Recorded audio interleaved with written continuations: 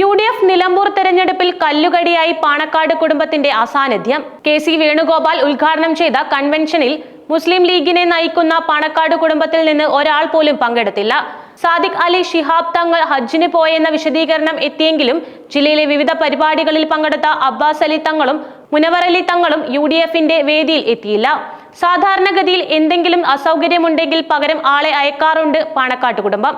ഇക്കുറി അതും ഉണ്ടായില്ല എന്നതും ശ്രദ്ധേയമാണ്. അതേസമയം പത്രിക സമർപ്പണത്തിന് ശേഷം PV അൻവർ പോയത് കഴിഞ്ഞ വട്ടം UDF സ്ഥാനാർത്ഥിയായി മത്സരിച്ച VV പ്രകാശിന്റെ വീട്ടിലേക്കാണ് എന്നതും ശ്രദ്ധേയമായ കാര്യമാണ്. ആര്യാടൻ ഷൗക്കത്തിനെ സ്ഥാനാർത്ഥിയാക്കി പ്രഖ്യാപിക്കുന്ന ചർച്ചകൾ നടക്കുമ്പോൾ തന്നെ VV പ്രകാശിന്റെ മകൾ എഴുതിയ ഫേസ്ബുക്ക് കുറിപ്പ് ചർച്ചയായിരുന്നു. 2021 നിയമസഭാ തെരഞ്ഞെടുപ്പിൽ നിലമ്പൂരിലെ UDF സ്ഥാനാർത്ഥിയായിരുന്നു മലപ്പുറം DCC അധ്യക്ഷൻ കൂടിയായിരുന്ന VV പ്രകാശ്. തെരഞ്ഞെടുപ്പ് ഫലം പുറത്തുവരാൻ 2 ദിവസം ബാക്കി നിൽക്കുകയായിരുന്നു VV പ്രകാശ് അന്തരിച്ചത്. തെരഞ്ഞെടുപ്പിൽ LDF സ്ഥാനാർത്ഥിയായിരുന്ന PV അൻവറിനോട് 2700 വോട്ടിനാണ് അദ്ദേഹം പരാജയപ്പെട്ടത്.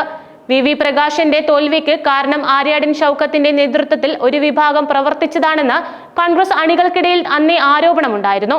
ഇത് മുതലെടുക്കുന്നതിന് വേണ്ടിയാണോ PV അൻവറിന്റെ ഭാഗത്തു നിന്ന് ഇത്തരമൊരു നീക്കം ഉണ്ടാകുന്നത് എന്നാണ് കരുതുന്നത്. അതേസമയം നിലമ്പൂരിൽ ആര്യാടൻ ഷൗക്കത്തിന്റെ പ്രചാരണത്തിനിടെ മുഖ്യമന്ത്രിക്കെതിരെ ആഞ്ഞടിച്ച് AICC general secretary KC Venugopal രംഗത്ത് വന്നിരുന്നു. മലപ്പുറം ജില്ലയെ അപമാനിച്ച ആളാണ് പിണറായി വിജയൻ. മറ്റു ജില്ലകളുടെ കാര്യം മറച്ചുവെച്ച് മലപ്പുറത്തെ ഒറ്റപ്പെടുത്തി ആക്രമിച്ചു. ഈ ജില്ലയ്ക്കെതിരെ ഏറ്റവും വലിയ ചതിയാണ് ചെയ്തത്. പൂരം കലക്കി BJPക്ക് അക്കൗണ്ട് തുറക്കാൻ സഹായിച്ചത് മുഖ്യമന്ത്രി തന്നെയാണ്. സ്വന്തം മന്ത്രിസഭയിൽ ഉണ്ടായിരുന്ന VS സുനിൽകുമാറിനെ തൃശൂരിൽ ചതിച്ചു. തിരഞ്ഞെടുപ്പ് വന്നതിനു കാരണം വെറുക്കപ്പെട്ട സർക്കാരിന്റെ പരിണിത ഫലമാണ്. ദേശീയപാതയിലുണ്ടായ തകർച്ചയിൽ കേരളം അപമാനം കാരണം തലകുനിക്കുകയായിരുന്നു. അറേബ്യൻ നാടുകളിലെ എല്ലാ സുഗന്ധദ്രവ്യങ്ങൾ കൊണ്ടുവന്നാലും പിണറായിയുടെ കയ്യിലെ പാപക്കറ കഴുകിക്കളയാനാകില്ലെന്നും വേണുഗോപാൽ പറഞ്ഞു. തിരഞ്ഞെടുപ്പ് കാലത്ത് വോട്ട് കിട്ടാൻ ഉപയോഗിക്കുന്ന കൈക്കൂലിയായാണ് പിണറായി സർക്കാർ ക്ഷേമ പെൻഷനെ കാണുന്നത്. കപ്പൽ അപകടം ഉണ്ടായിട്ട് ഈ സർക്കാർ അനങ്ങിയില്ല. കപ്പൽ കമ്പനിക്കെതിരെ സർക്കാർ കേസുമായി മുന്നോട്ടും പോയില്ല. മലയോരവാസികൾ ഉറങ്ങിയിട്ട് എത്ര കാലമായി? വന്യമൃഗങ്ങളുടെ മുന്നിലേക്ക് ചാകാനായിട്ട് സാധാരണക്കാരനെ ഇട്ടുകൊടുക്കുകയാണ് ചെയ്യുന്നത്. ഓരോ ദിവസവും ആക്രമണം പെരുകുകയാണ്. സ്വന്തം വീട്ടിൽ മലയോരവാസികൾക്ക് കിടന്നുറങ്ങാൻ സാധിക്കുന്നില്ല. BJPയുടെ ബോധി നിലമ്പൂരിൽ നടക്കാൻ പോകുന്നില്ലെന്നും വേണുഗോപാൽ പറഞ്ഞു.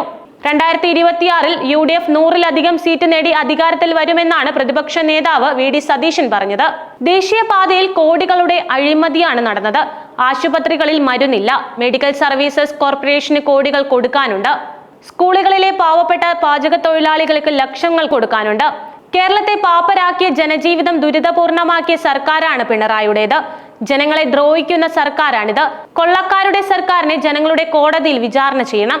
നിലമ്പൂരിലെ ജനങ്ങൾ കേരളത്തിന് വേണ്ടിയാണ് വോട്ട് ചെയ്യുന്നതെന്നും സതീശൻ പറഞ്ഞു. LDF സ്ഥാനാർത്ഥിയായി M സ്വരാജ് എത്തിയതിന് പിന്നാലെ PV അൻവർ കൂടി സ്ഥാനാർത്ഥിത്വം പ്രഖ്യാപിച്ചത് UDF ക്യാമ്പിൽ ആശങ്ക സൃഷ്ടിക്കുന്നുണ്ട്. അൻവറിനെ അനുനയിപ്പിച്ച് ഒപ്പം നിർത്തേണ്ടതിന് പകരം കൂടുതൽ പ്രകോപിപ്പിച്ചത് തിരഞ്ഞെടുപ്പിൽ തിരിച്ചടിയായേക്കുമെന്നാണ് UDF ക്യാമ്പിന്റെ വിലയിരുത്തൽ. മുസ്ലിം ലീഗുകാർക്കിടയിൽ M സ്വരാജ് സ്വീകാര്യനായ നേതാവാണ്. ന്യൂനപക്ഷ വോട്ടുകൾ ഏകീകരിക്കാൻ തക്കവിധം മണ്ഡലത്തിൽ ജനകീയനായ സ്വരാജിന്റെ സ്ഥാനാർത്ഥിത്വം UDF സ്ഥാനാർത്ഥി ആര്യാടൻ ഷൗക്കത്തിന്റെ സാധ്യതകൾക്ക് മങ്ങലേൽപ്പിക്കുമോ എന്ന് ഭയപ്പെട്ടിരുന്ന സമയത്താണ് അപ്രതീക്ഷിതമായി PV അൻവറിന്റെ ഒരു എൻട്രി. ആര്യാടൻ ഷൗക്കത്തിന്റെ നിലപാടുകളോട് വിയോജിപ്പുള്ള ലീഗ് അണികളുടെ വോട്ട് അൻവർ പിടിക്കാൻ സാധ്യത കൂടുതലാണ്. അങ്ങനെ വന്നാൽ അൻവറിന്റെ സ്ഥാനാർത്ഥിത്വം UDFനായിരിക്കും കൂടുതൽ തിരിച്ചടിയാവുക എന്നാണ് കോൺഗ്രസ് മുസ്ലിം ലീഗ് നേതൃത്വങ്ങൾ ഭയപ്പെടുന്നത്. UDF സ്ഥാനാർത്ഥി ആര്യാടൻ ഷൗക്കത്തിനെതിരെ മുസ്ലിം ലീഗിൽ അതൃപ്തിയുണ്ടെന്ന് മനസ്സിലാക്കിയ ശേഷമാണ് LDFന്റെ സ്ഥാനാർത്ഥി പ്രഖ്യാപനം. പാർട്ടി ചിഹ്നത്തിൽ മത്സരിച്ചാൽ ജയസാധ്യതയുണ്ടെന്ന് മനസ്സിലാക്കിയ CPM തുടക്കം മുതലേ തന്നെ M സ്വരാജിനെ സ്ഥാനാർത്ഥിയായി പരിഗണിച്ചിരുന്നു. UDF സ്ഥാനാർത്ഥി പ്രഖ്യാപനത്തിന് പിന്നാലെ CPM സംസ്ഥാന സെക്രട്ടറി MV ഗോവിന്ദൻ സ്വരാജുമായി സംസാരിക്കുകയും മത്സരിക്കാൻ തയ്യാറെടുക്കണമെന്ന് നിർദ്ദേശം നൽകുകയും ചെയ്തിരുന്നു. ആര്യാടൻ കുടുംബത്തോട് നിലമ്പൂരിലെ മുസ്ലിം ലീഗ് നേതാക്കൾക്ക് അടക്കം കടുത്ത വിയോജിപ്പുണ്ട്. ലീഗ് അണികൾക്കിടയിലും ഈ അതൃപ്തി രൂക്ഷമാണ്. ഇത് മനസ്സിലാക്കിയ നിലമ്പൂരിലെ CPM നേതൃത്വം പാർട്ടി ചിഹ്നത്തിൽ സ്ഥാനാർത്ഥിയെ നിർത്തണമെന്ന് സംസ്ഥാന നേതൃത്വത്തെ അറിയിച്ചിട്ടുണ്ടായിരുന്നു. സ്വരാജ് മത്സരിക്കുന്നതിനോട് മുഖ്യമന്ത്രി പിണറായി വിജയനും താൽപര്യം പ്രകടിപ്പിച്ചിരുന്നു. തുടർന്നായിരുന്നു CPM സ്ഥാനാർത്ഥി പ്രഖ്യാപനം നടത്തിയതും.